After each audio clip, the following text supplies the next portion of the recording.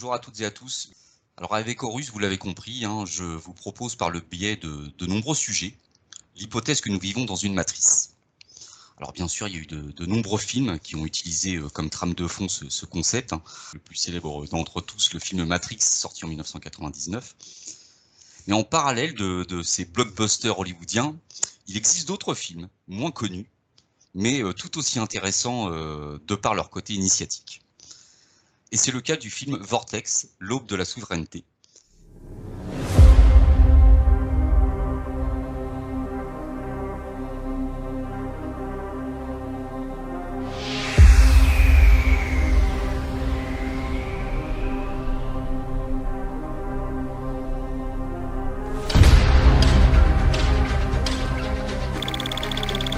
Ces lunettes, c'est le prototype de détecteur de vortex.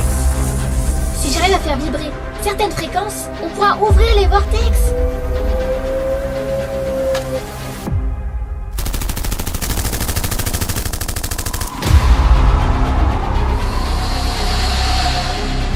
Une partie de toi est en train de mourir et une autre est en train de naître. En tant que résistante, je suis prête à y laisser ma vie. Oui, je le sais.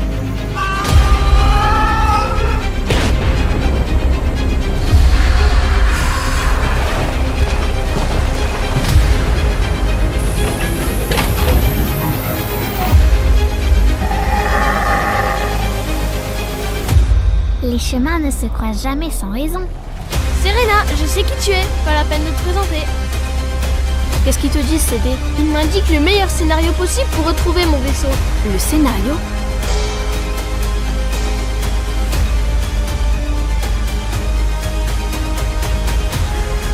Le puzzle des événements est en train de se reconstituer dans ma tête. Tu m'as piégé? Je crois comprendre ce qui nous arrive.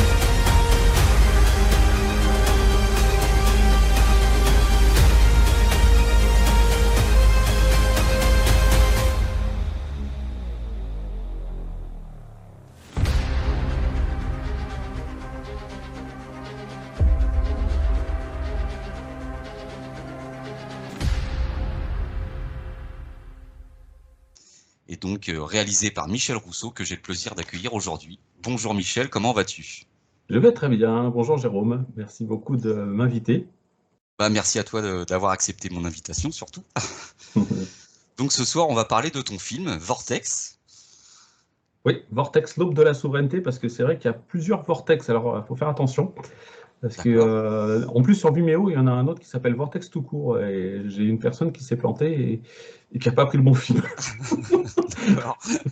Oui, donc attention, alors c'est bien Vortex, l'aube de la souveraineté. Ouais, tout à fait. Ok.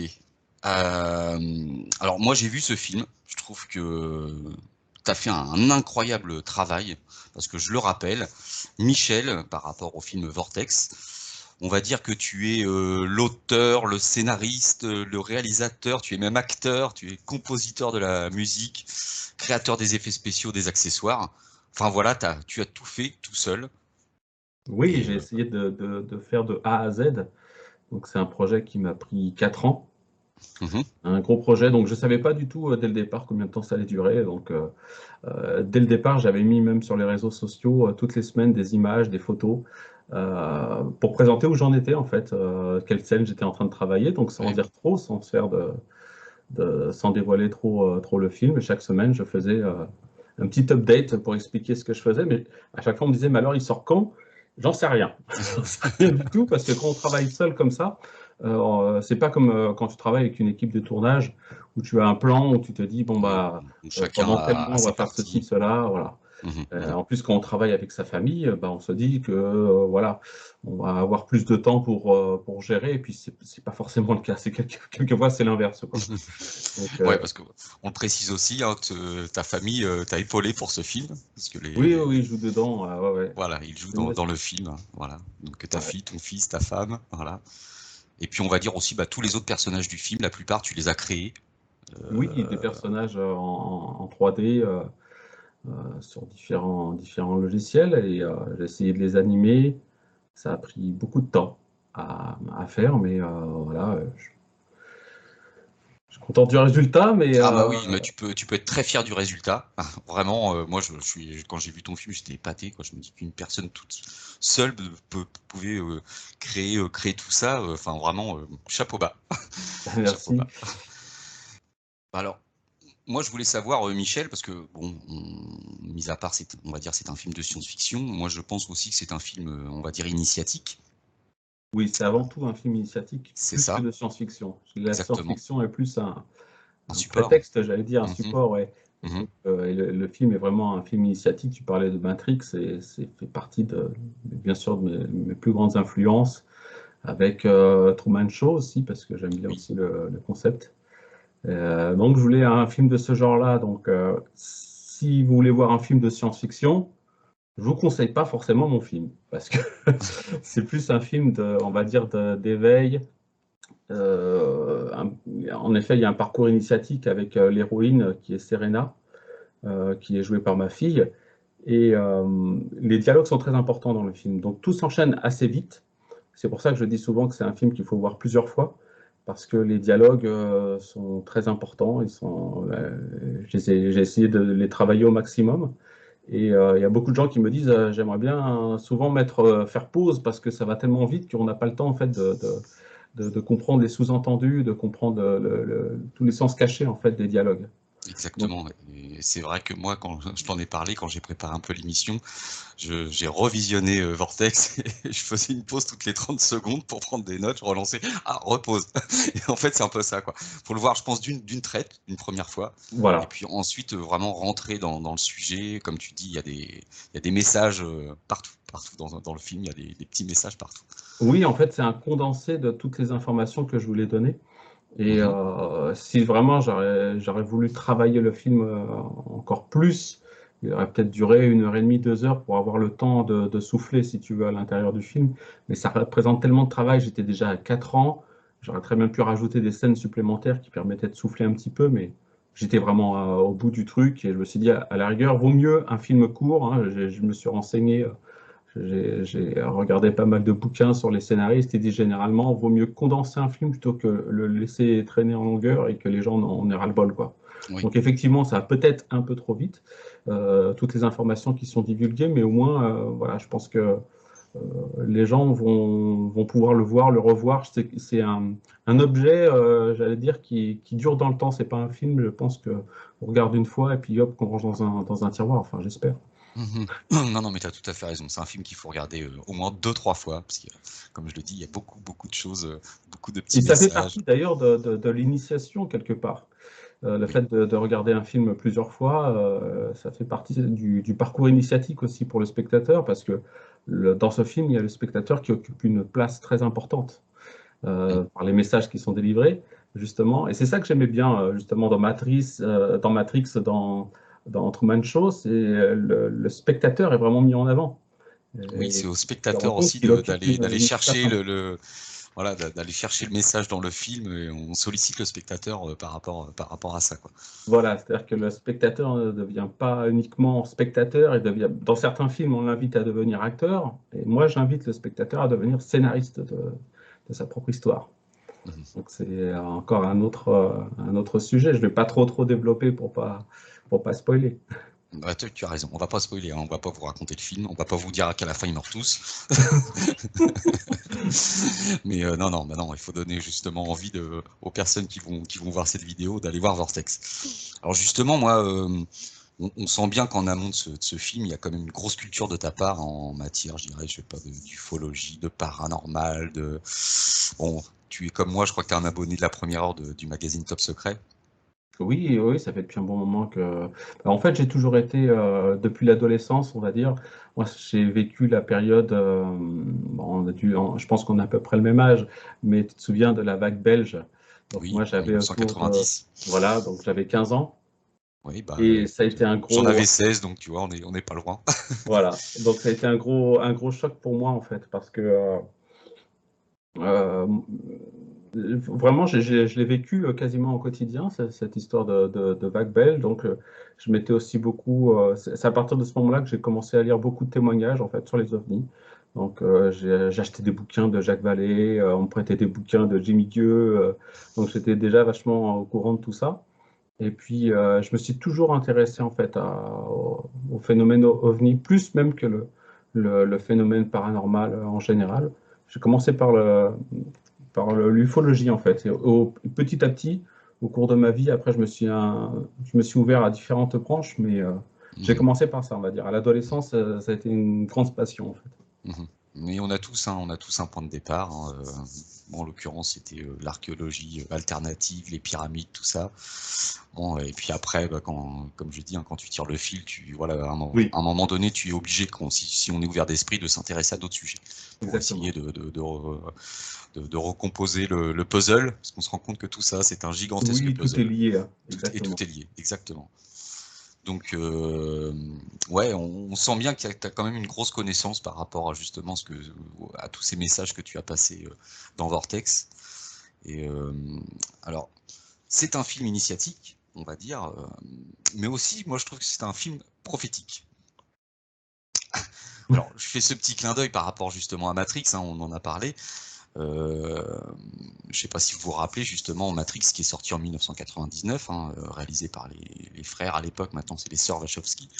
À un moment il y a une scène très troublante dans le film Matrix, c'est lorsque Neo il se fait arrêter pour la première fois par l'agent Smith, hein, et à un moment donné il est interrogé, l'agent Smith sous un dossier, il y a la photo de la pièce d'identité de Neo. Et qui est à l'envers. Il y a eu des personnes qui ont fait arrêt sur image, ils ont retourné l'image et ils ont fait un zoom sur la pièce d'identité de Neo. Et là, on se rend compte que la date d'expiration de sa pièce d'identité, c'est le 11 septembre 2001. Ouais. Et ça, pour un film initiatique, ça vous met le cerveau en ébullition. Ouais. Oui. On s'est dit, qu'est-ce qui se passe? C'est quoi le truc? Où est-ce qu'ils sont allés chercher cette date, quoi? Voilà. Ouais, c'est et il y a des choses, ça t'est un petit peu arrivé la même chose avec ton film, je dirais.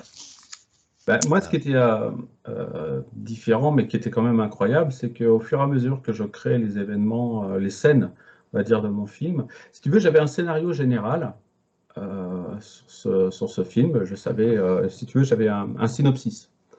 Et au fur et à mesure, je retravaillais le scénario parce que je disais, il faut que je parle de ça, il faut que je parle de ça. Donc, je recréais des scènes au fur et à mesure.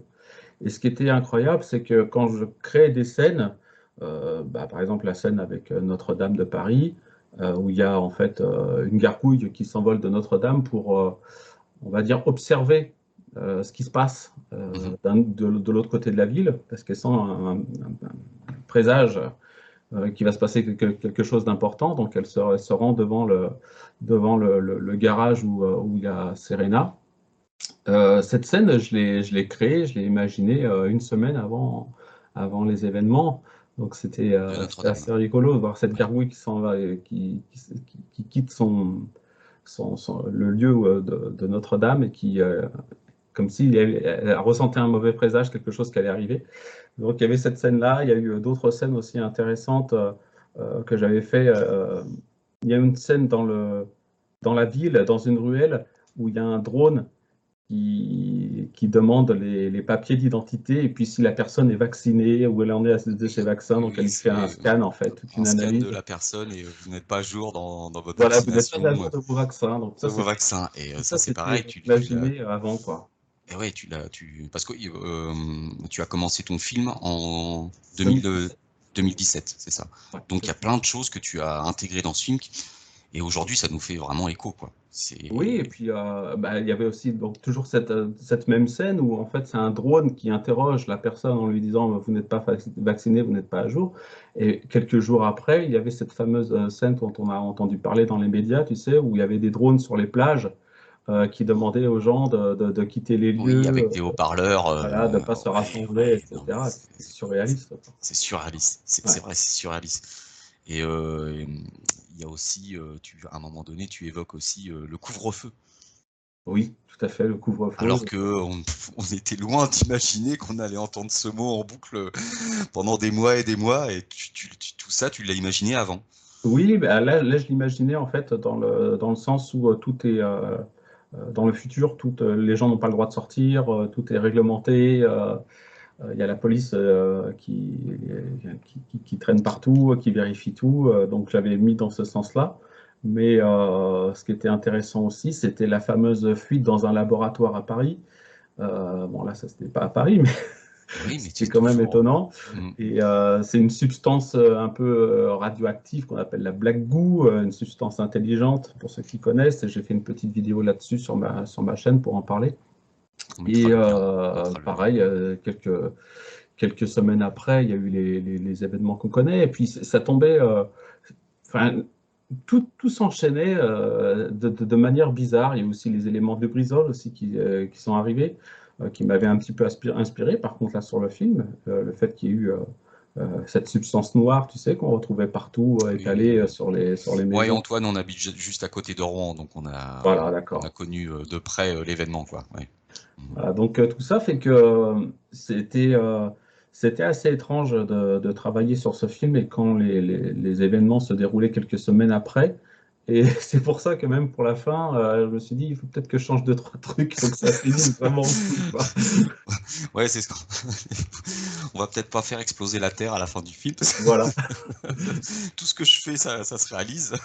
Non, Ouais. mais ça t'a pas troublé quelque part toutes ces choses qui se mettaient bout à bout et qui se Si, mais j'en réalisaient. parlais en plus même sur ma page Facebook quand les événements arrivaient, parce que je faisais ma publication, et la semaine suivante, vous avez vu, la publication de la semaine dernière, là, c'est en train d'arriver, quoi. C'est complètement Et lié, il y c'est avait en plein de train gens qui disaient, mais ouais, hein, effectivement, c'est incroyable, quoi, quand tu fais les recoupements, les rapprochements, et c'était pas qu'une ou deux fois, quoi, c'était sur plein d'événements du film, quoi, donc c'était vraiment surprenant.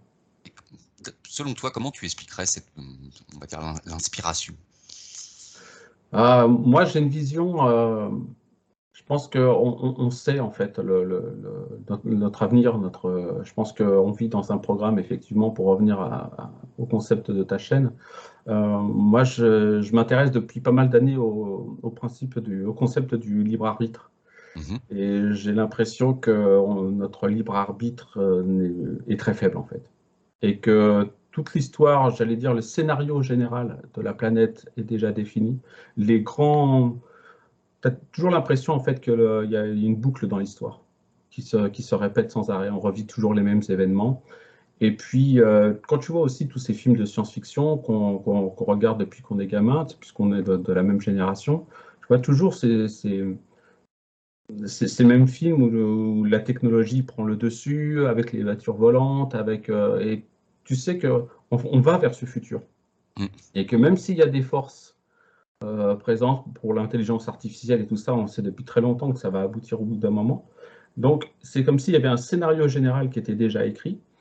Et comme le temps n'existe pas quelque part, je me dis que vu qu'on vit dans cet instant présent, que tout est finalement écrit, que le passé, le présent, le futur cohabitent tous ensemble,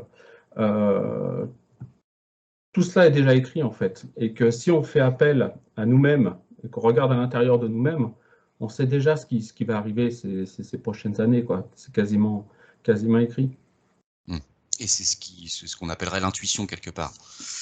Oui, oui. Parce qu'à un moment, ça t'inspire, là, tu étais sur ce projet, et puis tu as ces idées qui te viennent, mais parce que tu vas les chercher au fond de toi, comme tu expliques, et puis clac, ça match oui, une puis semaine. tu sens les choses arriver, parce qu'un événement en appelle un autre. Là, avec ce qu'on vit actuellement, tu sentais quand même que le déroulé dès le départ, dès que l'événement est arrivé, dès les toutes premières semaines, les toutes premières choses qu'ils ont parlé pour cette histoire de virus, c'est du vaccin, etc. Donc tu savais qu'il y avait tout un plan derrière qui était mis en place. Déjà mis en place, l'agenda était déjà défini. Ouais, tout à fait. Et puis après, il faut voir dézoomer un petit peu et essayer de voir sur l'ensemble de la planète, parce que les gens ont tendance à regarder l'événement par lui-même et pas regarder tout ce que ça implique derrière. Évidemment que pour cette histoire de simulation de virus, il y a tout un programme qui est derrière, sur l'avenir de l'humanité, sur comment ficher les gens, etc. Donc on est tous au courant, mais on a tous tendance à regarder l'actualité sur la petite note précise et pas dézoomer et regarder l'ensemble ce que tout cela implique en fait. Exactement. Et c'est vrai que Au début de ton film, hein, je le rappelle, l'histoire se déroule en 2047 à Paris. Et j'aimerais pas que ça soit comme ça en 2047. Hein. Parce qu'avec avec ces drones volants de la police, bon, il y a j'aime bien cette porte sur laquelle est écrit complotiste aussi, des petits détails, des petites choses comme Oui, ça. j'ai essayé de mettre le maximum de détails, ouais, tout à fait. Il y a même sur les poubelles, je sais pas si tu as remarqué quelque part. Oui, il y a ton nom sur. C'est Rousseau, où il y a en affiche, il y a Les Gardiens de la Matrice, mon ancien court-métrage, des choses comme ça. Oui, je le rappelle, avant Vortex, tu as fait un court-métrage, Les Gardiens de la Matrice, qui Oui, je vous le conseille aussi. Et oui, Serena, à un moment, explique plus de dictature, ils vont finir par retrouver notre trace ADN, enfin, c'est des petites choses que j'ai notées. Hein. Comment on a pu en arriver là? J'ai l'impression d'être dans un film, tellement c'est irréel. Et mais quand on regarde ce qui se passe actuellement, enfin voilà, on est dans un film de science-fiction. C'est ça, ouais, tout à fait. Et on se dit, mais comment on a fait pour en arriver là, quoi? Exactement. Ouais, hein, exactement. Bon. Et puis dans les messages sur la radio, dans le véhicule, hein, ici lapin blanc bien reçu. Oui, voilà, il y a des petits clins d'œil, mais je vous dis, c'est le film de Michel est truffé de choses comme ça. Bon, moi je faisais à chaque fois pause pour noter, et voilà, c'est que ça, moi j'adore. Et à l'intérieur du véhicule, de la voiture, tu as vu qu'ils ont créé un réseau en fait de communication qui ressemble un petit peu au réseau qu'on utilise maintenant avec Telegram et tout ça. Ouais, c'est ça. Je m'étais dit, au bout d'un moment, c'est sûr que tous les trucs Facebook, tous les réseaux sociaux ultra populaires vont péter au bout d'un moment. Et il faudra que les gens créent leur propre réseau, mais en local, tu vois, que ce soit pas un réseau national, parce que tu vois bien que tout ce qui se passe en ce moment, même là, si les routiers veulent faire quelque chose, ils dévoilent tous leurs plans et quelques jours à l'avance, tout est déjà verrouillé. Tout est mis à jour tout est mis à la vue de tout le monde sur Facebook, et c'est sûr que ça, Voilà. Donc je pense qu'après, ce qui va énormément se développer, c'est que chacun créera ses petits réseaux comme ça, réseaux locaux. Il va falloir ressortir les CB. Des trucs comme ça, des CB. Les CB, je ne sais pas si tu te rappelles. Hein, mon grand frère, sa première voiture, il avait la CB. Et je pense que voilà, si les gens arrivent à créer plein de petits réseaux comme ça, différents, ça sera impossible de tout contrôler, de tout vérifier. C'est ça. Alors que si tu utilises les grandes lignes, si tu utilises ton téléphone, si tu utilises les réseaux sociaux qui sont ultra vérifiés, ultra implantés. L'IA a un œil sur nous, quoi. Exactement. Mais oui, c'est pour ça que là, à chaque fois qu'il y a ça me fait rire, à chaque fois qu'il y a rire. C'est triste parce qu'à chaque fois qu'il y a une petite révolution, que les gens essayent de faire quelque chose, gilets jaunes, routiers, etc., les dés sont déjà jetés, quoi. C'est d'ailleurs une expression que j'utilise dans les films, les dés sont jetés, parce que tout est déjà prévu. Il n'y a pas de place pour la révolution, pour ce que tu veux, tout est déjà verrouillé, quoi. Comme ton fils, je ne me rappelle plus le nom dans le film, son nom dans le film. Yenos. Yenos qui jette les dés pour voir l'avenir. Oui, tout à fait, parce que ça, j'ai été très inspiré aussi dans le film par les jeux de rôle, parce que pendant mon adolescence, j'ai joué à énormément de jeux de rôle. Je ne sais pas si ça a été le cas. Oui. C'était l'époque de Donjons et Dragons. Les livres, vous êtes le héros. Oui, donc vous êtes le héros, Œil Noir, Donjons et Dragons, James Bond, Star Wars, tout ça qui existait en jeu de rôle. Donc je jouais énormément avec mes amis. Et ce que j'adorais, c'est être scénariste, en fait, d'être maître de jeu. À créer un scénario. Créer des aventures. Donc c'est pareil, ça mettait énormément de temps, mais je pense que tout ça, ça a influencé la personne que je suis maintenant. Et c'est pour ça que je me suis dirigé, tu vois, vers la création, parce qu'après, j'ai été auteur, compositeur, interprète, chanteur, batteur, tu vois, donc je faisais la batterie en même temps que je chantais. Enfin, j'ai toujours aimé tout faire moi-même, et puis créer. La création est très, très importante pour moi. Ça fait partie de mon parcours. Je fais du chiffre 33, donc c'est la création, c'est création et spiritualité à mort, quoi. D'accord. Donc, voilà. Mais ça se ressent complètement. Mais oui, pour en revenir, tu vois, les petits dialogues dans la voiture, à un moment donné, sur la radio, là, interdiction de regroupement de toutes les forces de rébellion à Paris. Moi, ça a fait tout de suite le tilt, quoi. Je me suis dit, comme là, la dernière escapade à Paris, le fameux convoi. Vrai, exactement. Tous les Robocop étaient déjà là, ils attendaient tout le monde avec la matraque, quoi. C'était. Voilà, tu vois, on retrouve encore le même. Ouais, voilà, tu vois, le petit côté prophétique encore là-dessus, c'est incroyable, quoi. C'est incroyable. Et ouais, Je vais pas spoiler tout le film, hein, mais c'est juste moi ces premiers, voilà, certains résistants, ceux qui ont compris que chaque révolution est une illusion pour accélérer un programme déjà défini. Ouais, tout à fait. Ouais. Et ça c'est fort comme phrase parce que là on résume. Bah, on résume toute l'histoire de l'humanité C'est ça, voilà, en une phrase. en une phrase.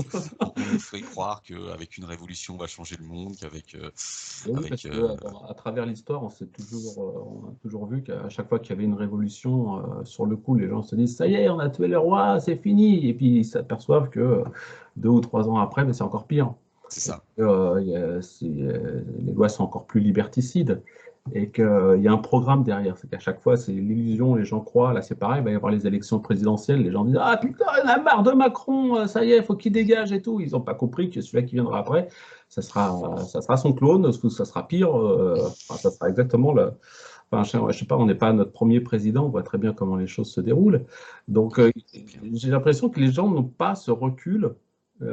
C'est très important d'avoir ce recul et de dire, bon, voilà, j'essaie de dézoomer au maximum, de ne pas regarder ma petite vie, mon petit quotidien et de voir un petit peu ce qui se passe au niveau de la planète, même au niveau de mon pays, au niveau de, voilà, dézoomer au maximum et voir qu'en fait, on rentre à chaque fois dans des engrenages et qu'à chaque fois, bah, c'est simplement l'engrenage qui tourne d'un quart de tour, mais on refait toujours la boucle, quoi. Donc, il y a d'autres, à mon avis, il y a d'autres choses à s'intéresser là-dessus. C'est vers quel avenir va-t-on et comment faire pour... c'est une des clés du film, c'est comment faire pour retrouver sa souveraineté, parce que le film s'appelle Vortex, l'aube de la souveraineté. C'est-à-dire comment se dégager du scénario principal. Une des solutions, c'est de commencer à créer son scénario et ne pas faire partie du scénario général, de s'en détacher au maximum et de se rendre compte que justement, dans notre vie quotidienne, on n'a quasiment pas de libre arbitre, et que si on veut récupérer son libre arbitre, eh ben, il faut se déconnecter du système et vivre la vie qu'on a envie de vivre. Mais il y a beaucoup de gens qui ne savent pas quelle vie ils ont envie de vivre finalement. Si tu demandes à la plupart des gens, pour toi, qu'est-ce que c'est le bonheur? Les gens vont avoir un petit temps de réflexion quand même, tu vois, ça ne sort pas automatiquement, c'est pas comme si on te disait passe-moi le sel, quoi. Qu'est-ce que c'est le bonheur? Les gens vont commencer à réfléchir, il y en a beaucoup qui vont commencer par parler par l'argent, parce qu'ils ont besoin de sécurité, ceci, cela, mais l'épanouissement personnel, combien de personnes vont parler de ça, quoi, de leur épanouissement personnel, de leur progression, parce que moi, ça fait quand même pas mal de temps que je me dis à l'intérieur de moi-même, mais ça sert à quoi de vivre pour vivre la journée de la marmotte? Il faut qu'il y ait une évolution. Et quand une personne me dit « ah, je trouve que tu as beaucoup changé quand même en quelques années », j'ai envie de lui dire « mais bien sûr, heureusement, sinon ça sert à quoi de vivre ?» Non, mais pour moi, ça, c'est le but de la vie, hein, c'est de s'évoluer spirituellement, enfin, acquérir des expériences, des connaissances, un savoir. Bon, ça peut être... je vais pas dire, ça risque d'être un peu pompeux ce que je veux dire, quoi, mais voilà, le but de la vie, pour moi, c'est ça, c'est de s'évoluer spirituellement, quoi. C'est pas... Tout à fait, et de se détacher du décor, et avoir conscience que l'on vit justement, pour revenir à ce concept de matrice qui t'est cher et qui m'est cher aussi, c'est avoir conscience que tout cela est un décor, et que dans quelques années, ou peut-être même quelques heures, quelques jours, j'en sais rien, on va quitter ce décor. Qu'est-ce qui va rester de tout ça? Commencer à réfléchir. S'il y a une vie aussi après la mort, commencer à réfléchir. Qu'est-ce que tu veux après ta mort? Il y a plein de gens qui réfléchissent même pas et qui disent « oh, moi je refais un tour ». Moi, j'ai pas envie de refaire un tour. J'ai pas l'impression d'avoir décidé d'être ici. Tous les gens qui me parlent de ouais, c'est une expérience, il faut expérimenter la matière et tout ça, je suis plus du tout dans ce trip-là. Et en faisant même une régression hypnotique, je me suis rendu compte que j'ai jamais voulu en fait atterrir sur Terre et que j'ai été plutôt obligé, que ça me plaît pas du tout. Et je pense que voilà, c'est pareil, il faut avoir un certain recul parce qu'on est tellement conditionné par tous ces gens qui te disent oui, mais c'est important d'évoluer dans le sens où tu t'améliores, où tu sais, ça fait partie des religions et tout ça. Donc on est tellement barricadé à l'intérieur de ces concepts qu'on n'arrive pas à s'évader, à sortir ce qu'on a vraiment à l'intérieur du cœur. Et moi, sincèrement, j'en ai rien à faire de ce principe de dire de refaire plusieurs tours, plusieurs réincarnations pour essayer de m'améliorer, parce que ça n'a pas de sens pour moi. Ça n'a pas de sens parce que si on est vraiment des entités, parce qu'on nous dit sans arrêt qu'on est des entités divines, on n'a pas besoin de faire ces tours. L'entité divine n'a pas besoin d'expérimenter la matière, c'est faux. Moi, c'est totalement faux. C'est que si on est là, c'est qu'on nous a mis là. Voilà, ça c'est ce que j'ai depuis des années dans la tête. Et je travaille beaucoup là-dessus, toujours sur ce concept aussi de libre arbitre, sur toutes les questions philosophiques sur le libre arbitre, parce que j'ai l'impression que dans une vie, le nombre de fois où on a vraiment décidé par nous-mêmes de ce qu'on faisait, il y a très peu de fois. On s'aperçoit qu'en fait, on fonctionne comme des fourmis. Et il y a une scène dans le film, parce que je vais revenir bien sûr sur le film, où Yenos, il dit à Serena, mais toi, de toute façon, tu ne pourras jamais être basketteuse ou astronaute. Et elle dit, bah oui, et alors? Mais alors, il lui explique en fait que chacun de nous est quelque part un petit programme. Moi, c'est pareil, je ne serai jamais président de la République, mais dès ma naissance, on aurait pu le deviner. Donc, si tu veux, tu as l'impression qu'on est tous des petites fourmis, tous des petits programmes. Il y a telle personne qui est prévue pour être président, telle personne qui sera plus vers tel ou tel métier, et qu'en fait, tout est éparpillé, tout est fait dans la division, pour pas que les humains aient la même... Quand tu regardes autour de toi, il n'y a pas un seul être humain, il y a 7 milliards d'êtres humains, il n'y a pas un seul être humain qui a la même idée que son voisin. Oui. Tout est totalement éparpillé. Donc, tu ne peux pas rassembler des gens autour de certains... C'est très dur de rassembler les gens autour de certains concepts, quoi. Parce que tout est fait pour nous diviser. C'est un petit peu pour ça que voilà, il y a beaucoup, par exemple, des gilets jaunes qui disaient voilà, pourquoi tout le monde se rallie pas à notre cause, mais c'est logique parce que tout le monde ne va pas mettre un gilet jaune et puis les 60 millions de Français monter tous en bloc à Paris, c'est impossible. Parce que comme tu le dis, on est divisés, on a tous nos manières de penser différentes et puis la vie fait qu'aujourd'hui on est tellement, tout va vite, tout va trop vite. On est pris dans un flux d'informations qui nous assaillit tous les jours et on court pour aller travailler, on se serre la ceinture pour payer nos factures, etc., etc. On est pris dans c'est ça. C'est pour ça que je dis que plus on avance dans l'histoire et plus notre libre arbitre, en fait, il se resserre, il se referme. Parce que, comme tu dis, les journées sont, entre guillemets, de plus en plus courtes, les gens se travaillent. Avant, il y avait beaucoup de femmes qui consacraient leur temps à élever la famille, etc. Maintenant, c'est métro, boulot, dodo. On prend une nounou, on ne s'occupe pas des gamins. Le gamin, dès qu'il rentre, il joue à la console vidéo, donc il est dans une autre matrice, il se crée une autre matrice.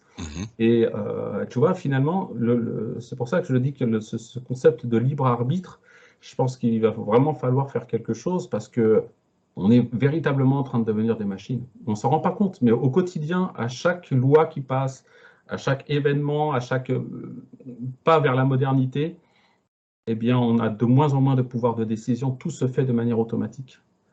Là, tu le vois aussi sur les événements qu'on a vécus. La personne qui ne se soumet pas et qui n'accepte pas de se faire vax, eh ben, elle n'a pas le droit de faire certaines choses. Donc, on est en train de formater toute la société, tous les gens. Il faut que tout soit absolument formaté, tout rentre dans les cases de la matrice. Donc, tout doit rentrer dans les cases du programme. Tu vois, c'est comme si on était en train de défragmenter le disque dur et c'est en train de rentrer. Il faut que tout le monde rentre dans les rangs, tout le monde devienne la machine et que finalement, tous ces gens qui sont, comme je disais, 7 milliards d'êtres humains, pas une seule personne qui a le même avis, on est en train de tout resserrer pour qu'il n'y ait plus du tout de diversité et qu'il y ait un concept, c'est le concept de la machine, quoi. C'est ça. Et c'est vrai qu'en plus, avec les événements qui se sont passés ces deux dernières années, moi, comme tu dis, tu dézoomes, tu prends un peu de distance et tu vois ce qui se passe. Et moi, c'est ce que j'ai constaté, hein. Je pense ils ont utilisé des méthodes psychologiques très connues, hein, notamment Oui, la méthode de Milgram, hein, qui est très oui, connue, hein. Donc sous l'autorité scientifique, les gens, ce sont des pâtes à modeler et ils y sont allés crescendo, quoi. Au départ, hein, ils nous ont enfermés chez nous, confinés. Les gens n'ont rien dit, sont restés enfermés chez eux. Après, il fallait s'autoriser soi-même, hein, sur un petit papier, tout à fait. pour aller chercher la baguette ou faire pipi le chien. Et je pense qu'ils sont montés à chaque fois d'un cran, tout en se Tout à disant, fait. si ils acceptent ça, on peut aller à l'étape d'au-dessus. Ils acceptent ça. Et là, l'étape, c'était, voilà, on en est arrivé à la vax obligatoire. Et voilà, il y a eu C'est la quelques... société paternaliste, c'est-à-dire c'est que tu ça. n'as plus à décider, tu n'as plus à dire mais je suis libre si j'ai envie de ne pas porter de masque. Non, non, non, non, pense aux autres, voyons. Oui, c'est ça, en Donc plus, avec... finalement, tu n'as plus du tout on te dit, sous le prétexte la liberté s'arrête quand elle attaque celle des autres, et ben, on essaie de jouer là-dessus, et finalement, tout est en train comme je te dis, de s'imbriquer les choses les unes dans les autres. Et voilà, on va vers cet avenir-là. Donc, il est temps, je pense, hein, moi j'essaie de le faire au quotidien avec ma famille, donc on vit d'une certaine manière, on ne vit plus du tout comme avant. Maintenant, on décide, alors qu'avant, je crois que dans On ma vie, subissait. je me laissais bercer en fait par la vie. Et au fur et à mesure que j'évolue dans ma vie, je me dis, il faut que je prenne vraiment les décisions, que je sache ce que je veux. Et même si je fais des erreurs, tu sais, c'est le fameux passage dans Matrix où il y a Neo qui se retrouve allongé au sol, la tête dans la boue, et il y a l'agent Smith qui lui dit, mais pourquoi vous continuez à lutter? Et lui, il répond, mais parce que j'en ai fait le choix. Alors au début, je ne comprenais pas cette phrase, je dis oui, bah, il a fait le choix, et alors? En fait, c'est très important parce que il exprime qu'il est en train de retrouver son libre arbitre, tout simplement. Alors qu'avant, il n'avait pas de libre arbitre, il vivait effectivement dans la société, il était informaticien, il se laissait bercer et tout ça. Et à partir du moment où il a décidé de se battre, même s'il sait qu'il n'a aucune chance de lutter contre la matrice, parce que la matrice a déjà tout préparé son plan d'avance, il dit, mais je prends au moins la décision de me battre et je récupère mon libre arbitre parce que je l'ai décidé. Et c'est très important de décider. Et voilà, c'est ce que j'essaie de faire depuis un bon moment. C'est un concept dont je parle dans le film jusqu'à la fin du film, où il faut récupérer ce libre arbitre qui est en train de nous échapper, quoi. Malheureusement, c'est bon, c'est beaucoup plus simple à dire qu'à faire, hein, on est d'accord, Michel. Je sais que je dirais moi la principale énergie qui bloque tout ça, c'est l'argent, malheureusement. Oui, Parce que l'argent et puis la peur. l'argent et la peur, oui, oui. Eux, ils ont Mais après, c'est la peur, c'est quoi la peur de manquer, en fait. Parce que pour la peur vraiment de manquer, la peur de mourir. pour reprendre les rênes de sa vie, il faudrait voilà, tout plaquer, son travail, son machin, mais tout de suite, hein, il y a le mécanisme de l'ego qui cogite, qui dit oui, mais attends, si tu plaques tout, t'as plus d'argent, comment tu vas faire pour faire Oui, vivre ta alors, famille, etc. Donc les gens ils sont pris au piège quelque part. alors oui, mais je parle pas de. Il y a certaines personnes qui ont envie de tout plaquer, effectivement. Moi, je connais plein de gens autour de moi qui décident de prendre un camping-car, ils vendent leur baraque et puis ils partent en camping-car carrément. Tu vois? Oui, oui, il y en a plein Mais qui le font. sans partir parce que tu as différentes façons de récupérer ton libre arbitre. C'est pas forcément partir en Afrique, aider des gens qui sont dans le besoin, ou je sais pas, ou il y a énormément de formes différentes de libre arbitre. Mais dans la situation dans laquelle je me trouve actuellement, avec le métier que j'ai actuellement, avec les possibilités que j'ai la capacité de récupérer quand même mon libre arbitre dans les décisions, même si ce sont des micro-décisions au jour le jour. Ça paraît pas, mais au quotidien, si tu reprends ces décisions, il y a un exercice que je faisais quand j'étais adolescent et puis même au cours de ma vie adulte. Je le fais pas toujours encore parce que au fur et à mesure on oublie. Il y a une chose que je faisais quand je prenais ma douche. Je me disais, pour reprendre ma conscience, pour reprendre mon libre arbitre, je me disais, OK, aujourd'hui on est tel jour, qu'est-ce que je vais faire aujourd'hui? Et qu'est-ce que ça va m'apporter? Qu'est-ce que je vais faire pour évoluer? Ça paraît tout bête, mais le simple fait de le dire dans ta tête, de dire qu'est-ce que je vais faire aujourd'hui, qu'est-ce que je vais faire pour évoluer, et ben ta journée va être différente. Alors Ça que va si tu fais déclencher. ton métro boulot dodo et tu dis bon bah oui, bah, je vais faire ça évidemment comme d'habitude, ça n'a plus rien à voir.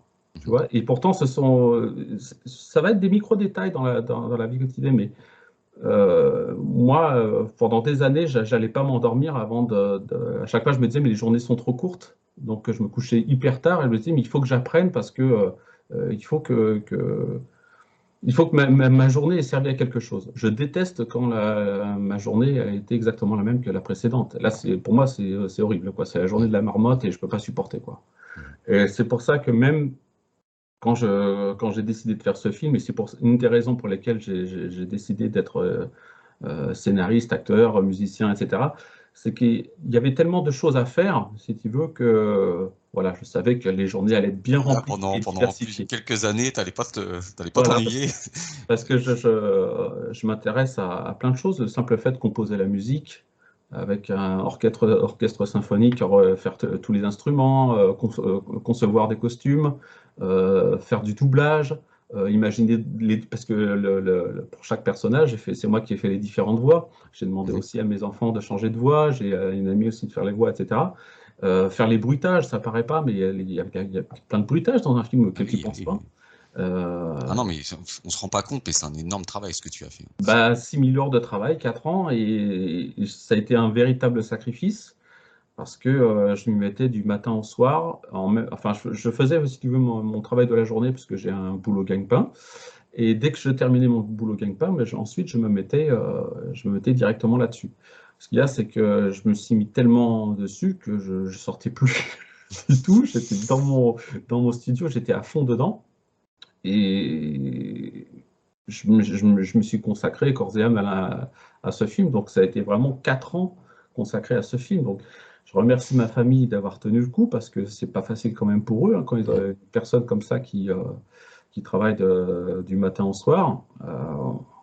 C'est Ouais, c'est vraiment, vraiment dur de se consacrer à ça, quoi. Mais ça faisait partie pour moi, tu vois, justement, du chemin spirituel. Et je savais que ce film allait me nourrir aussi spirituellement. C'était important dans le scénario de moi essayer de faire un parcours initiatique pour les spectateurs et que moi, ces 4 ans allaient être pour moi un parcours initiatique. Où j'allais, en fait, le fait de révéler ce que tu as à l'intérieur de toi, mais que tu n'en as pas forcément conscience, tu as certaines idées, mais le fait d'écrire tes dialogues, eh ben, tu étales tout par écrit et tu te rends compte que, ah oui, mais c'est vrai, et tu développes les choses et tu te fais une sorte de dialogue à toi-même en écrivant les dialogues d'un film et tu te parles à toi-même, à ta conscience. Et c'est ça qui m'a beaucoup plu en fait en réalisant ce film. Mhm.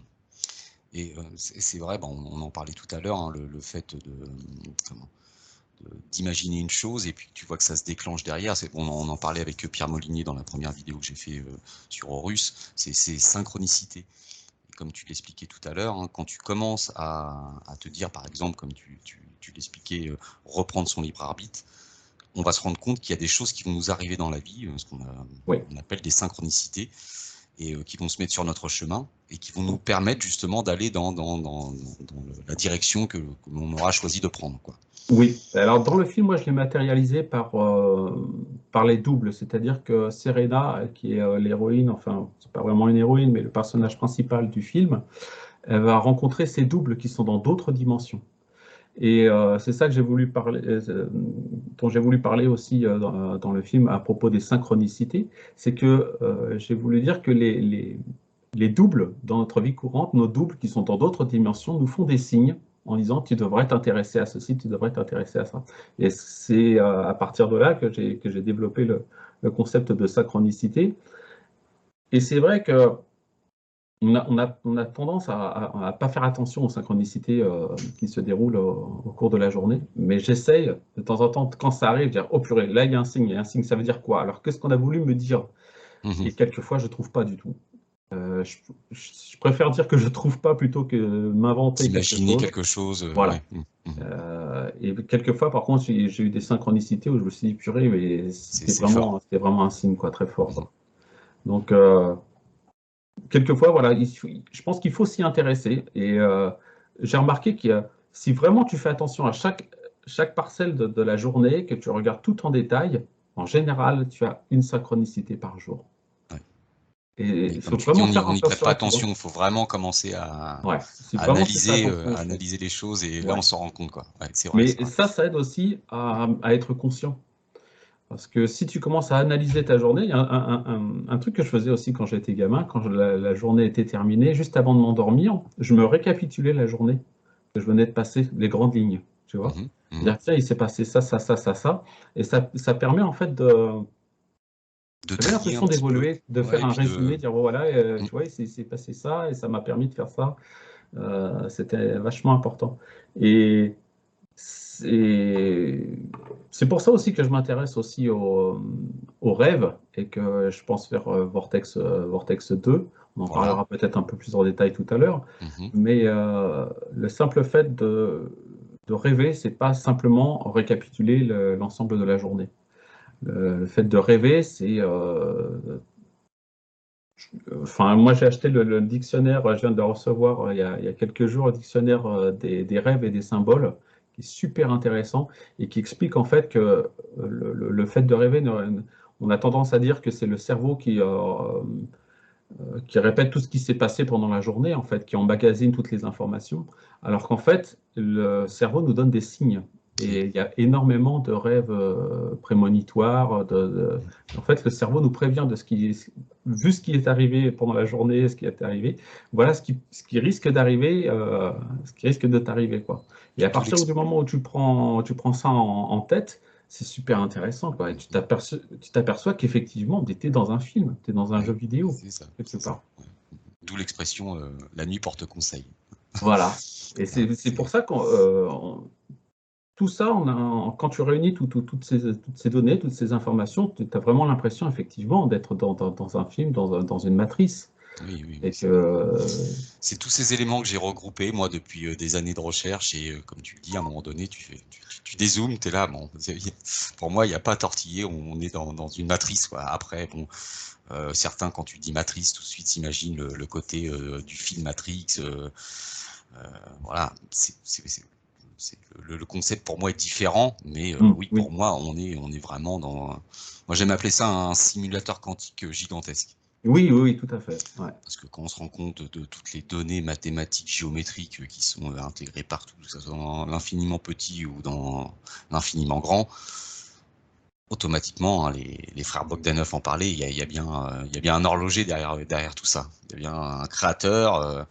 Certains aiment l'appeler Dieu, moi je vois la chose différemment, mais il y a eu une création. Il y a eu une création du monde dans lequel on évolue, quoi. Oui, ouais, tout à fait. Ouais.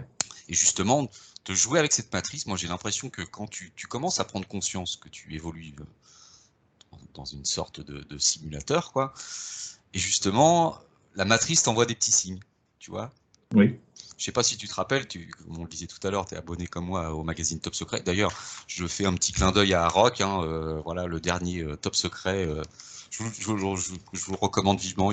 Comme d'habitude, il est très bien. Et d'ailleurs, sur la deuxième de couverture, j'ai eu la petite surprise de voir, voilà, un petit clin d'œil Ouais, à Michel sympa. pour son Ouais. film Vortex. Voilà. Merci beaucoup. Ouais, Je sais. c'est super sympa. Et je ne sais pas si tu te rappelles, Rock en avait parlé justement, ils avaient commencé à faire des liens avec justement des personnes avaient remarqué dans une fresque, dans une basilique, il y avait un personnage, il ressemblait vraiment comme deux gouttes d'eau à Sylvester Stallone. Oui, ouais. Et Mais puis, quelques temps plus tard, le fait que Rock en parle dans Top Secret, quelques temps plus tard, dans un musée au fin fond de la Chine, on avait retrouvé une statue d'un visage, mais c'était qui datait de je ne sais plus combien de siècles aussi, et c'était vraiment le visage de Jacques Chirac dans Les Guignols, quoi. oui, et puis tu as Et aussi puis plein de petits en clins d'œil Égypte comme ça. Michael Jackson à la statue, tu sais. Voilà, une statue égyptienne où voilà, on voit le visage de Michael Jackson avec son petit nez fin et tout. Ouais. Et Rock disait voilà des petits clins d'œil de la matrice, quoi. Elle joue avec nous, quoi. Et moi Et j'ai oui, l'impression vraiment qu'on voilà. parce que malgré ce qu'on expliquait tout à l'heure, cette diversité où tous les gens sont différents non seulement sur leurs avis, mais aussi sur leur visage, sur leur physique, et tu t'aperçois qu'il y a quand même des gens qui se ressemblent énormément, et il y a toujours ce phénomène de boucle. Et quand tu retrouves un personnage et que tu le revois plusieurs fois, où il y avait même des personnes qui avaient remarqué que Napoléon ressemblait à Macron de visage sur certaines peintures. Il avait ce Bonaparte, à l'époque de Bonaparte, où il avait vraiment le même type de visage. Tu as l'impression de retrouver toujours cette boucle. Oui, que François Hollande avait ce petit côté Louis XVI aussi. Ben voilà, non, mais comme tu le dis, ouais, c'est marrant. La matrice se joue de nous. Des petits clins d'œil de la matrice, on va dire. Des petits clins d'œil de la matrice. Mais il y en a plein, Si comme tu dis, si on y prête attention, il y en a plein. Moi, j'ai adoré aussi dans ton film, c'est la musique. Parce que, voilà, on le disait, hein, tu as créé toute la musique du film. D'ailleurs, je sais qu'il y a beaucoup de personnes qui nous regardent, qui sont des férus de Mimi que je présente tous les samedis soirs avec Antoine. Et la fin de Mimi, la musique de fin, c'est Michel. Mimi, Michel, hein, en même temps. Ouais, c'est une musique du premier court-métrage des Gardiens de la Matrice. Ça venait des Gardiens de la Matrice. Ouais. D'accord. Et bon, voilà, moi j'adore cette petite musique lancinante, un petit peu inquiétante. Voilà, donc chapeau aussi pour la musique parce que. Voilà. Ouais, la musique, je l'ai fait tout à la fin. J'ai vraiment attendu d'avoir l'ensemble du montage qui était terminé pour faire la musique. Je l'ai fait qu'en quelques semaines. Mais j'avais déjà quelques bases avec cette femme qui chante, qu'on retrouve tout au long de la musique. Donc je voulais que cette femme, qui a une voix vraiment angélique, on la retrouve sur différents thèmes du film, aussi bien sur des morceaux modernes, tu vois. Il y a un morceau un peu style techno et tout ça quand il se retrouve dans la scène du bar, que des passages très épiques, en fait, où c'est toujours là. En fait, c'est elle le fil conducteur de l'ensemble du film. Et elle a cette voix très, très épique, vraiment, je trouvais que c'était vraiment le fil conducteur pour le film. Je voulais qu'il y ait ce petit côté ange, tu vois, qu'on retrouve tout au long du film. Ouais, non, moi j'ai adoré la musique. Et il y a des petits clins d'œil. On parlait du film Truman Show avec le bar, oui, parce que le bar s'appelle Truman Show, mais c'est H-A-U-D, ouais. C'est ça. Donc avec le jeu de mots, vous verrez tout au long du film, en fait, j'ai mis beaucoup de choses cachées. Donc c'est pour ça que ça a mis 4 ans aussi à fabriquer, c'est que je voulais que chaque scène du film, et ça c'est quelque chose qui me tenait vraiment à cœur, c'est que chaque scène soit importante et que pour chaque scène, que les spectateurs apprennent quelque chose. Il ne faut pas qu'il y ait des scènes inutiles. À chaque fois, tu t'arrangeais pour intégrer dans le décor, dans des petits détails, des choses. Voilà, même dans les dialogues, toujours recorriger au maximum le dialogue pour. Alors, c'est pas facile de faire un film spirituel parce que soit tu dis les choses crûment et puis finalement ça perd de son charme, ou soit tu vas être trop symbolique et après les gens vont avoir du mal à comprendre où tu vas en venir.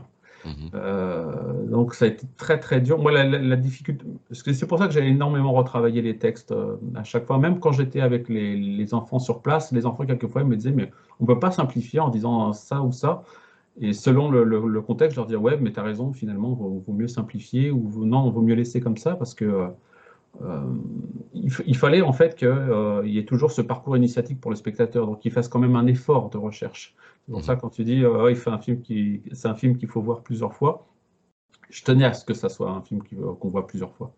Je voulais pas que ça soit un film qu'on regarde une fois et puis qu'on jette à la poubelle, parce que je m'étais dit c'est dommage, quoi. Pour moi c'est pas ça un film initiatique. Il faut vraiment.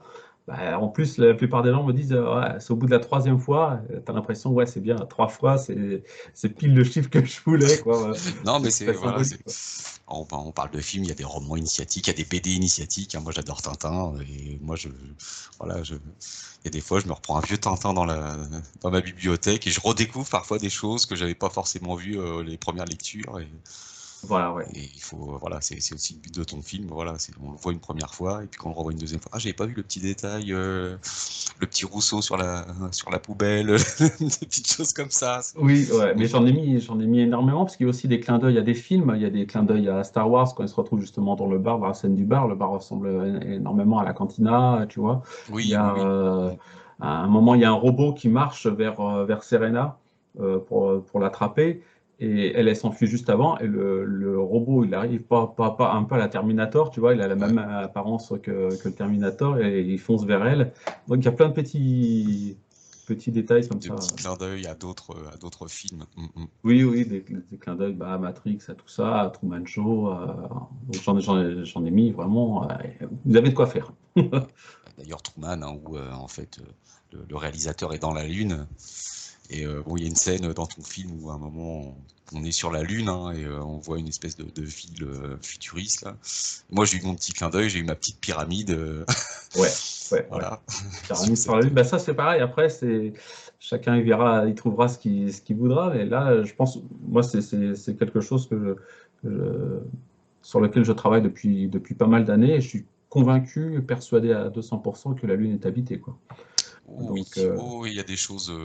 Il y a des choses. Donc la pyramide, je l'ai pas mise pour rien. Non, c'est ça. Voilà. Oui.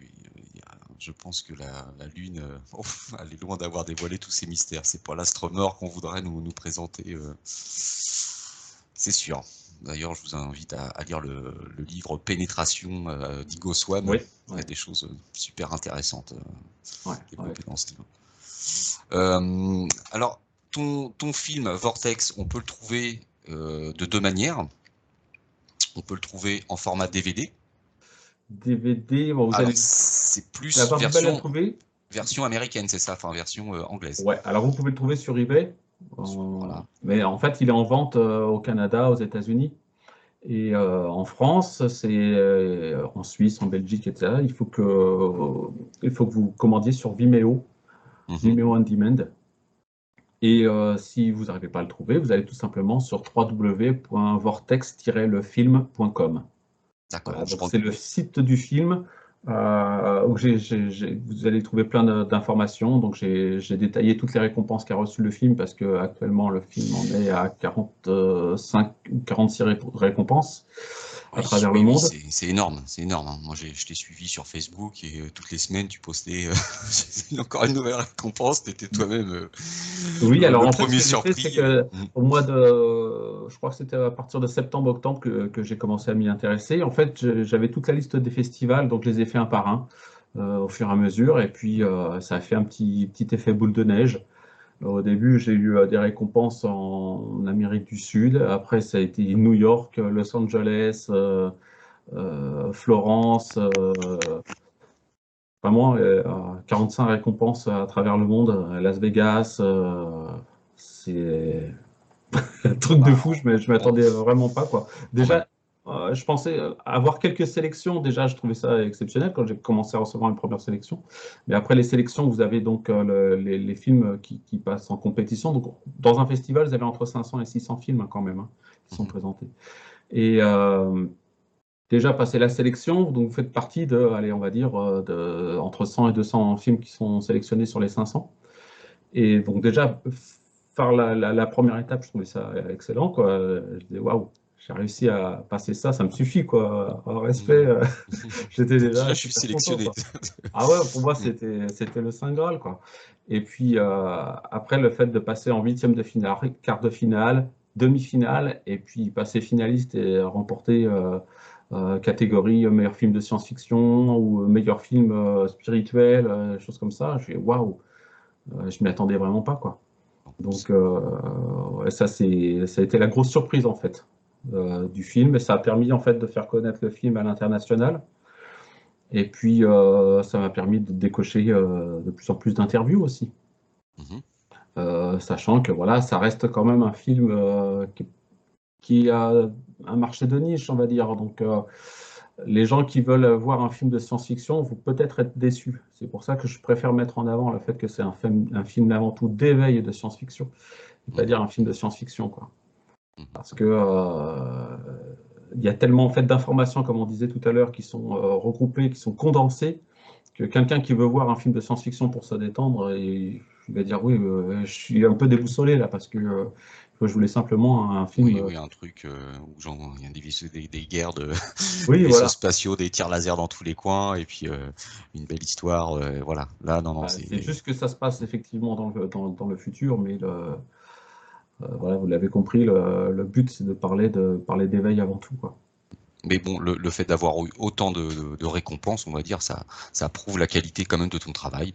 Donc, moi, je vous recommande vivement Vortex, parce que vous verrez qu'il y a un gros boulot quand même derrière ce film. J'ai aussi des prix sur la musique aussi, sur le montage, sur les effets spéciaux, vraiment dans différentes catégories, quoi. C'est ça qui m'a vraiment surpris. C'est que ça s'est vraiment étalé Il y a même un festival où j'ai eu 7 prix différents. Pour le festival de Cannes, pour les films indépendants, j'ai eu 5 prix quand même, hein. Au festival de Cannes, j'étais plutôt joyeuse, quoi. Chapeau, quoi. Non, mais bon, toute peine mérite récompense, et puis bon, voilà. Moi, je trouve que tu les mérites, quoi. C'est gentil, merci. Donc là, tu es motivé pour... va continuer son parcours, parce que là, je suis en train d'essayer d'attaquer Vortex 2, Oui. mais sachant que voilà, le Vortex 1 n'est pas mort. Pour moi, il continue sa route. Il y a encore plein de choses qui vont se passer, à mon avis. Voilà, ça va encore bouger, quoi. J'espère pour toi. Oui, d'ailleurs, tu avais fait une petite émission avec Antoine sur Miasme TV pour en parler, justement. Ouais, tout à fait. Je vous invite à voir. Je mettrai tous les liens de tout ça, un paquet de liens sous la vidéo, avec grand plaisir. Oui, on peut aussi parler aussi de cette histoire de double que tu évoques dans le film, justement, avec le double de Serena. Je trouve que c'est assez intéressant de développer ce sujet. Oui, parce que Serena, dans le film, elle va rencontrer ses doubles dans différentes dimensions. Enfin, en particulier, là, dans une dimension dans le film, elle va s'apercevoir qu'elle a un double, mais qui correspond à son être présent. Et cet être va faire un sacrifice. Donc, il est en train d'évoluer parce qu'il est en train de prendre conscience qu'elle est en train de changer. C'est-à-dire que son double, dans l'autre dimension, est un être soumis à la reine. Je ne sais pas si tu te souviens de Oui, la film. fameuse Donc, reine. elle obéit à la reine. Elle est chargée de s'occuper du scénario général de la Terre. Donc, tu as des personnes qui sont emprisonnées dans des bulles et qui rêvent en fait à l'avenir. Donc tu as différentes personnes. Oui, les fameux personnages qui sont dans des bulles, là, oui. Et qui créent en fait avec leurs rêves, qui imaginent des futurs potentiels pour la Terre. Et elle est chargée en fait de relire tous ces rêves, de toutes ces informations, pour essayer de trouver le meilleur futur qui les arrange, bien sûr, hein, pour la Terre, c'est-à-dire pour produire le maximum d'énergie. Produire le maximum de ce qu'on appelle le louche, l'énergie dégagée par les êtres vivants. C'est-à-dire que plus il y a de guerre, plus il y a de peine, plus il y a de souffrance, et plus les entités vampiriques vont pouvoir s'alimenter de tout ça. Oui. Et donc, elle est esclave, donc elle s'occupe de ça, de récolter tous ses rêves. Et elle a fait appel à Serena à venir dans cette dimension pour qu'elle puisse, elle, faire son sacrifice. Et, parce que Serena va évoluer. Donc, ça fait partie du parcours initiatique. Et donc, le fait qu'elle se sacrifie pour Serena va permettre à Serena d'évoluer, de changer sa vision du monde. Et donc, elle va agir totalement différemment. C'est-à-dire qu'au début du film, elle est très passive, elle est spectatrice de sa propre vie, si tu veux. Et à partir du moment où son double va faire son sacrifice pour elle, va lui révéler en fait lui expliquer comment fonctionne la vie autour d'elle avec toutes ces entités vampiriques. Et ben Serena va prendre conscience. Ça va être une ouverture de conscience pour elle où elle va se dire mais en fait je suis esclave de cette matrice et il faut que j'en sorte, que je devienne non plus spectatrice mais vraiment actrice de ma vie. Et donc il va y avoir ce premier sacrifice et ensuite elle va rencontrer son deuxième double qui est son double, comment on va dire, mental, qui lui est équipé d'une montre, d'une boussole, avec des dés également, qui va lancer des dés pour essayer de découvrir l'avenir, c'est-à-dire pour essayer de protéger Serena. À chaque fois avant de faire une action importante, il va lancer ses dés pour voir la probabilité quelque part si c'est bien pour elle ou si c'est pas bien, si elle est sur le bon chemin ou le mauvais chemin. Et pareil, ça revient à ce qu'on disait tout à l'heure. Quand tu regardes tout ce fonctionnement de cette matrice, tu t'aperçois que tout est quasiment mathématique, tout est mathématique même, et que en combinant toutes ces données, avec ses dés, avec sa boussole, etc., il arrive à trouver le chemin qui va les mener vers le parcours initiatique. Donc elle va évoluer en rencontrant son second double, et son second double va lui dire dès le départ, mais ça fait tellement d'années que j'attends de pouvoir te parler. Parce que je te faisais des signes, justement, à l'aide des synchronicités tout au cours de ta vie. J'essayais de t'orienter vers tes choix. Et comme tu ne m'écoutais pas, ben, moi j'étais bloqué dans ma dimension, toi tu étais dans la tienne, et puis on n'arrivait jamais à communiquer. Et là, le fait qu'on puisse communiquer ensemble, ben, c'est merveilleux parce que, en fait, tous les différents doubles qui sont dans différentes dimensions, si on arrivait à tous les rassembler, c'est-à-dire même le double quand on rêve, on a un double, on a notre conscience qui se détache de notre corps et qui fait sa propre vie. Mais si on arrivait à rassembler tous ces différents doubles qui sont dans différentes dimensions, parce qu'on est fragmenté en différentes parties, eh bien, ça y est, on serait libéré quelque part de la matrice. Alors que là, on est dans une sorte de prison parce qu'on est enfermé dans ce corps physique. On nous a foutu une partie de notre corps dans un corps physique et on n'a pas accès aux autres dimensions, on n'a pas accès à plein de choses. Notre corps est vachement limité parce qu'on n'a que 5 sens. Par exemple, notre vue, on voit peut-être qu'un millième de la réalité. On ne peut pas voir les rayons ultraviolets, on ne peut pas voir les infrarouges, etc. Donc on ne voit rien du tout. Et c'est vrai qu'en fait, nos 5 sens ne sont qu'une retransmission électrique à notre cerveau, qui est une interface en fin de compte. Exactement. Et, tout est énergétique, mathématique. Voilà, hein, lorsqu'on voit, en fait, c'est ni plus ni moins qu'une information électrique que notre globe oculaire va envoyer dans notre cerveau. Lorsqu'on touche, c'est pareil, c'est via les nerfs. On sent, c'est pareil. Tout n'est qu'information. Oui, tout à fait. Ouais, mais c'est ce que je dis à un moment. Ben, je reprends la fameuse phrase de Tesla qui dit que tout est dans l'univers, tout est vibration, hein, tout est information. Et à partir du moment où tu ouvres ta conscience, ben en fait, la notion de décor dont on parlait tout à l'heure, avec tout ce qui arrive, tous ces événements, si tu réfléchis simplement en termes mathématiques, avec ces boucles qui se régénèrent, qui se reforment sans arrêt, tu as toujours ce vortex finalement. C'est ça. Ouais, c'est un vortex qui tourne sans arrêt. Donc c'est pour ça que le titre vortex, l'aube de la souveraineté, parce que le vortex, c'est non seulement cette boucle qui tourne à l'infini, et c'est aussi le vortex le passage entre les différentes dimensions. Et à partir du moment où on arrive à franchir les différentes dimensions, bah, on arrive à ouvrir sa conscience. Donc ça fait partie du parcours initiatique. Et je pense que c'est ça l'avenir de l'homme. C'est à partir du moment où on va réussir à découvrir qu'il y a d'autres dimensions.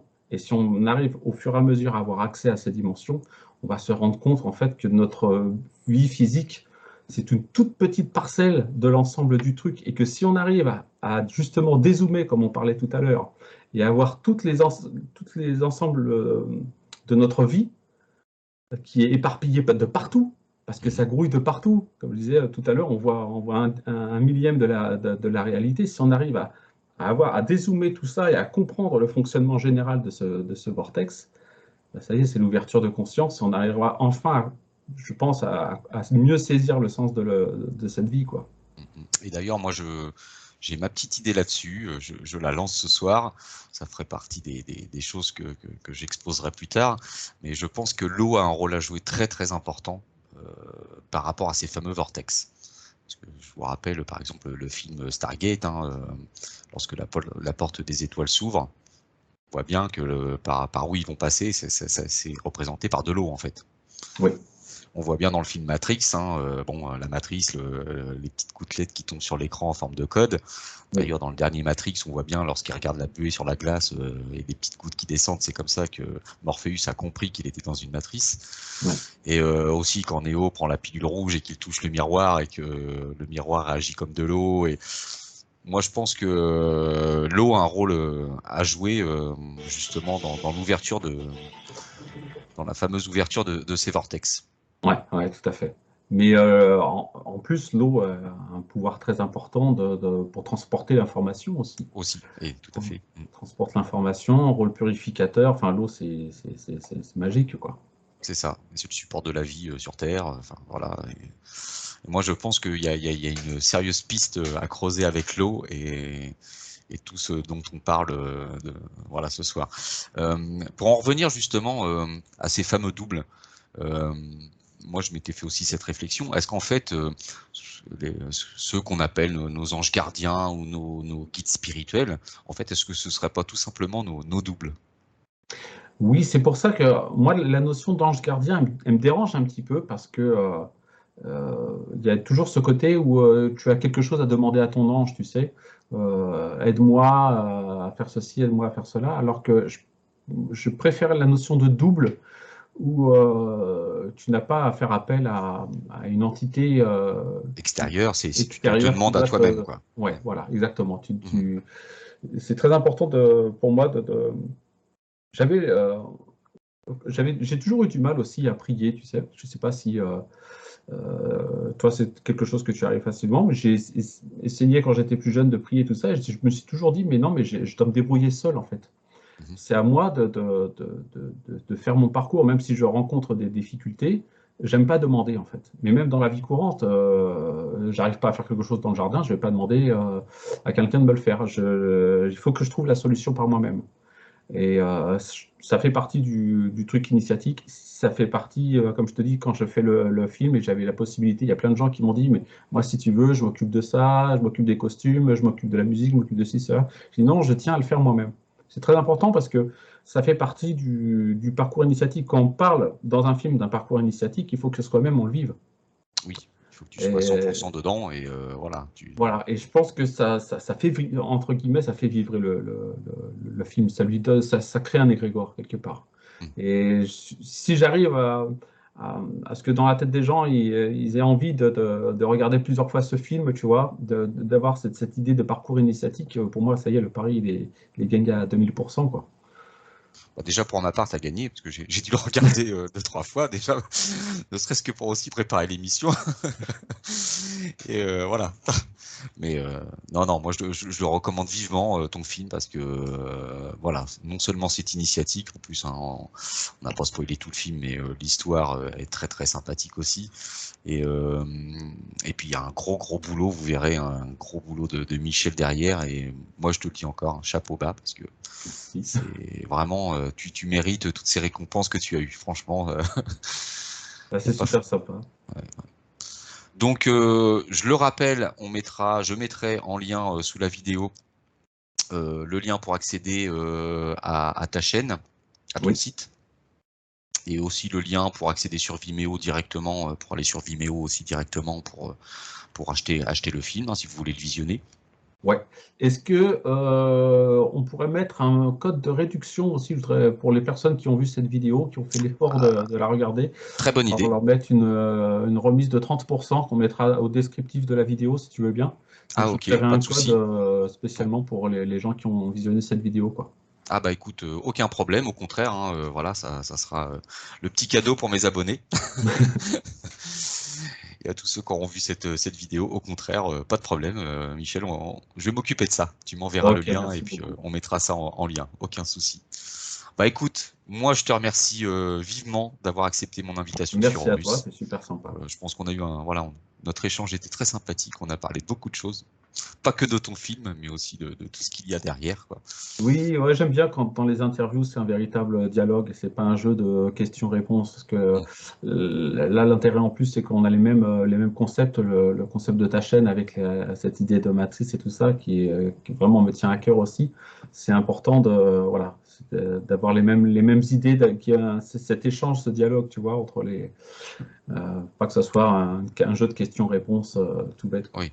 Non, et puis bon, le fait de dialoguer ensemble, moi tu m'as appris des choses, peut-être que je t'en ai appris aussi, et voilà, c'est tout l'intérêt de cette initiation, on va dire. Ouais. Voilà. Bah écoute, je te remercie beaucoup, Michel. Merci. Voilà, la porte est ouverte sur Horus. Hein, si tu veux revenir pour nous présenter Vortex 2, alors il y a du boulot. Oui, je pense que je commence tout juste. Hein. J'ai commencé au mois de janvier, tout début janvier en fait. Mais je partagerai aussi le lien de ta page Facebook où tu nous as mis quelques extraits où justement tu vas développer par rapport à la conception du rêve. Oui, ça sera Vortex Dédales oniriques. Alors, j'essaie de faire le film. Je ne suis pas encore sûr à 100% de le réaliser parce qu'en fait, je suis dans la période de création des personnages et puis j'essaie de me mettre à niveau parce que là, tu vois, j'ai fait le film, j'ai commencé en 2017 et puis les logiciels ont beaucoup évolué, donc il faut toujours se tenir à la page pour essayer de faire quelque chose toujours être Oui, à la pointe de ce qui se fait actuellement, quoi. exactement. Et ouais, c'est pas facile parce que il y a des logiciels qui sont très très très compliqués, donc je suis obligé de laisser tomber parce que j'arrive pas à les comprendre. Et d'un autre côté, ce qui est intéressant, c'est que j'ai des logiciels qui vont beaucoup plus vite qu'avant. Donc pour faire mes exports, ça va à 3 à 4 fois plus vite, voire plus. Donc j'espère cette fois-ci ne pas mettre 4 ans pour faire un film. Voilà. Parce que même avec un matériel très puissant, avec une carte vidéo ultra puissante, si tu veux faire quelque chose de sérieux, qui ne fasse pas trop, entre guillemets, jeux vidéo, tu es obligé d'avoir des exports qui sont encore très très longs, quoi. Oui, les fichiers sont extrêmement lourds par rapport à ce que tu travailles dessus. Et... Oui, en fait, parce que l'ordinateur, il calcule ce qui est le plus dur à reproduire dans la réalité, c'est la lumière. Donc, à chaque fois que tu exportes une séquence de quelques secondes, l'ordinateur va faire image par image et va calculer pour chaque mouvement du personnage, les angles, voilà. pour avoir la Il va luminosité. recalculer la lumière à chaque fois. Et c'est ça qui prend le plus de temps. Pour que ça soit raccord avec le décor derrière, etc. Oui, pour que ça fasse quelque chose de propre, quoi. Donc, voilà. Alors que si la tu machine. utilises des moteurs de rendu très légers, avec, par exemple, il y a Unreal Engine qui permet de faire des exports ultra rapides, etc. Tu arrives quelquefois à avoir des très bons degrés de réalisme, mais en contrepartie, par exemple, tu vas avoir des gros soucis de compatibilité. Par exemple, tu vas essayer de construire un vêtement pour un personnage, et ben, dès que tu vas bouger le bras, le vêtement il sort du bras. Enfin, c'est un truc terrible, quoi. Et tu passes des heures et des heures sur des détails comme ça, les gens ne peuvent pas imaginer, mais c'est terrible. J'ai aussi des logiciels de reconnaissance faciale. Quelquefois, ça va super bien marcher. La bouche suit vraiment les mouvements, c'est parfait. Et puis, quelquefois, c'est la catastrophe. Ça bug. Voilà. Donc, tu perds des heures et des heures à faire et à refaire. Comme dans le 5e élément, quand il... Oui, voilà, ouais. Il se transforme à moitié, là. Ouais. C'est ça. Bon, bah écoute, hein, voilà, comme je te le disais, la porte est toute grande ouverte pour nous présenter Vortex 2, j'espère. Ouais, puis je verra le jour. Peut-être un petit coucou, voilà, pour te dire où j'en suis. Avec grand plaisir. À la plaisir. mesure du travail, quoi. Nous présenter voilà, des extraits, voilà, avec grand plaisir. Bon, bah écoute, un grand merci à toi, Michel. Merci, à bientôt. D'être venu sur Horus. Et puis, moi, je vous dis à très bientôt pour de nouvelles aventures et portez soin de vous. Ciao, ciao.